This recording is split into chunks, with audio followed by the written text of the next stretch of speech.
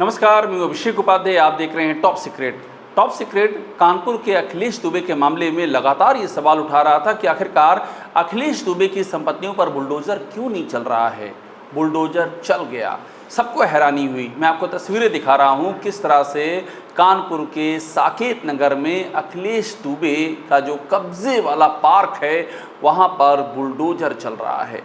कम से कम 500 करोड़ की ये संपत्ति बताई जा रही है, ऐसा अनुमान है। और यहाँ से अतिक्रमण हटाने के लिए बाकायदा पुलिस का दस्ता मौजूद है, केडीए के लोग यहाँ पर मौजूद हैं। और ये वो अतिक्रमण है, कहा जा रहा है कि 4 दशक से यहाँ पर अखिलेश दुबे का साम्राज्य था और आखिरकार ये बुलडोजर चल गया। सवाल ये है कि बुलडोजर अभी तक चल क्यों नहीं रहा था। ये सवाल तो शुरू से उठाया जा रहा है। कितनी बार हम टॉप सीक्रेट में ये सवाल पूछ चुके हैं, कानपुर के जो जिम्मेदार अधिकारी हैं उनसे पूछ चुके हैं, योगी सरकार से पूछ चुके हैं कि आपका बुलडोजर तमाम जगहों पर बहुत तेज़ी से फर्राटा मार के आगे बढ़ता है, लेकिन अखिलेश दुबे के मामले में बुलडोजर को लकवा क्यों मार जाता है। आखिरकार ये एक्शन लिया गया है, इसके पीछे कहानी क्या है। क्या सरकार पर दबाव आ गया है? क्या सरकार प्रेशर को झेल नहीं पा रही है?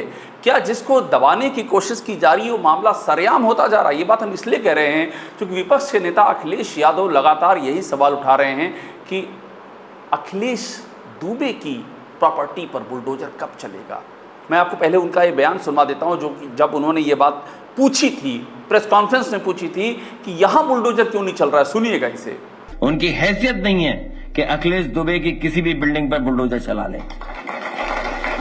उन पे हैसियत नहीं है कि अखिलेश दुबे के जो फर्जी बनी हुई बिल्डिंगों पर बुलडोजर चला लें। तो आपने ये जो बयान सुना अखिलेश यादव का, ये महत्वपूर्ण बयान इसलिए भी क्योंकि अखिलेश यादव सिलसिलेवार तरीके से मुद्दा उठा रहे हैं अखिलेश दुबे का। वो यहाँ तक आरोप लगा चुके हैं कि सीएम के ऑफिस या घर में एक समझौता हो गया है इसी अखिलेश दुबे के मामले में। वो यहाँ तक कह चुके हैं कि किस आईपीएस को बचाने के लिए किया जा रहा है सारा कुछ, आईपीएस का नाम ले चुके हैं। मैं आपको बता दूं कि आईपीएस का जिक्र हमारी स्टोरियों में भी कई बार आया है। हमने इस मामले के मुख्य शिकायतकर्ता रवि सतीजा का इंटरव्यू किया था और रवि सतीजा ने क्लियर कहा था कि एक आईपीएस, बड़ा आईपीएस जो कि बचाने की कोशिश कर रहा था अखिलेश दुबे को, और ये तत्कालीन डीजीपी प्रशांत कुमार के सामने की बात है और रवि सतीजा के सामने ये हुआ था। नंदकिशोर गुर्जर का हमने इंटरव्यू किया था। नंदकिशोर गुर्जर ने भी खुल के कह दिया था कि मगरमच्छ है जो पीछे से काम कर रहा है।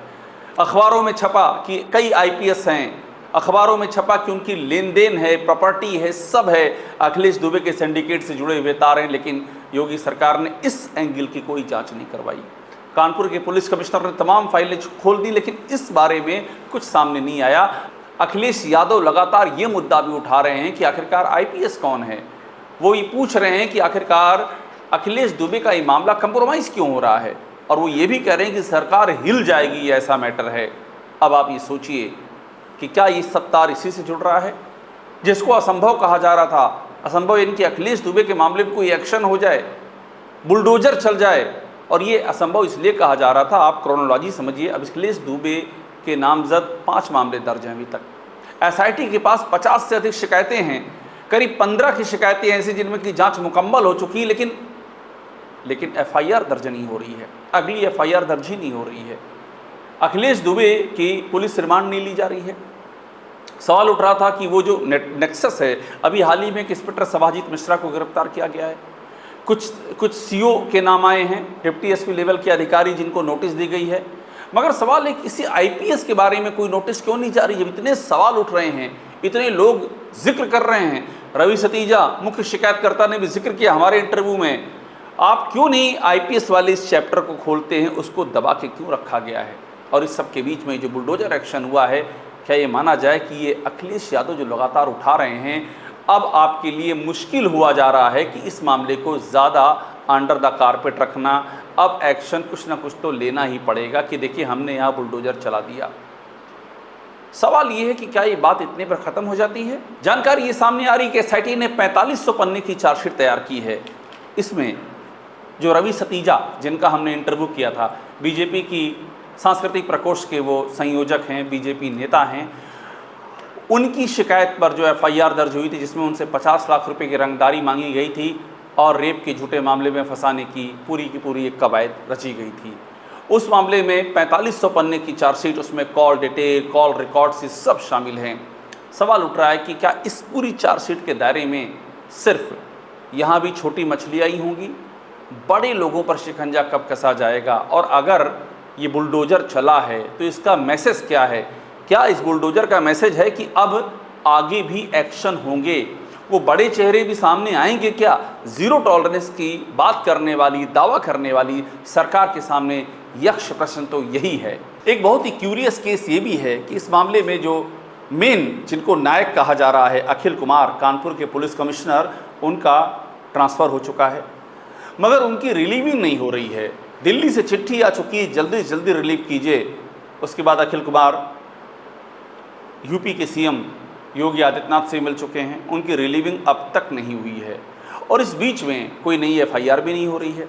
सवाल ये उठ रहा है कि आखिरकार ये मसला क्या है, इसको लेकर के सवाल उठ रहे हैं। अखिल कुमार, चूँकि उनको श्रेय दिया जाता है, ये पूरा मामला उन्होंने ही ओपन किया है और जो पीड़ित हैं, अखिलेश दुबे के सारे पीड़ितों ने भी हाल ही में प्रेस कॉन्फ्रेंस की थी, तो बार बार अखिल कुमार का शुक्रिया कह रहे हैं और इस बात की आशंका भी जता रहे हैं कि अखिल कुमार के जाने के बाद उनका क्या होगा। मगर सवाल ये कि क्या अखिल कुमार के होते हुए भी वो कार्रवाइयाँ मुकम्मल हो पा रही हैं जिनकी बात की जा रही है एसआईटी के, जबकि एसआईटी का पुनर्गठन तक कर दिया गया, उसके बाद भी जो एसआईटी के पास आई हुई शिकायतों का पहाड़ है, वो पहाड़ एफआईआर में तब्दील क्यों नहीं हो रहा है? इस बीच में अखिलेश दुबे की जमानत अर्जी भी खारिज हो चुकी है। जिला जज ने खुद माना है कि ये बहुत ही गंभीर प्रकृति का अपराध है। इस बीच में अखिलेश दुबे के द्वारा मीडिया कर्मियों को धमकाने की बात भी सामने आ गई है कि मैं एक एक को आइडेंटिफाई कर रहा हूँ, ये अखिलेश दुबे का कहना जो अखबारों में रिपोर्ट हुआ है। इस बीच में जो पीड़ित हैं अखिलेश दुबे के, वो बहुत डरे हुए हैं कि कहीं वो निशाने पर ना आ जाएं, सिस्टम के, कानून के या कानून के बाहर की दुनिया के। तमाम तरह के डर और आशंकाओं से कानपुर का माहौल इस समय गहराया हुआ है और इस बीच में जब ये बुलडोज़र चला है तो सवाल यही है कि क्या इस बुलडोज़र की जड़ें समाजवादी पार्टी के मुखिया अखिलेश यादव के लगातार बनाए जा रहे दबाव से जुड़ी हुई हैं? और अगर ये जड़ें वहाँ से जुड़ी हुई हैं तो क्या इस दबाव का अगला सिरा भी नज़र आएगा, यानी वो आईपीएस कनेक्शन जिसको लेकर के इतने सवाल उठ रहे हैं और जिस पर कोई कुछ नहीं बोल रहा है, क्या आप उस पर भी एक्शन होगा? बड़ा सवाल यही है। टॉप सीक्रेट को देखते रहिए, लाइक कीजिए, सब्सक्राइब ज़रूर कीजिएगा।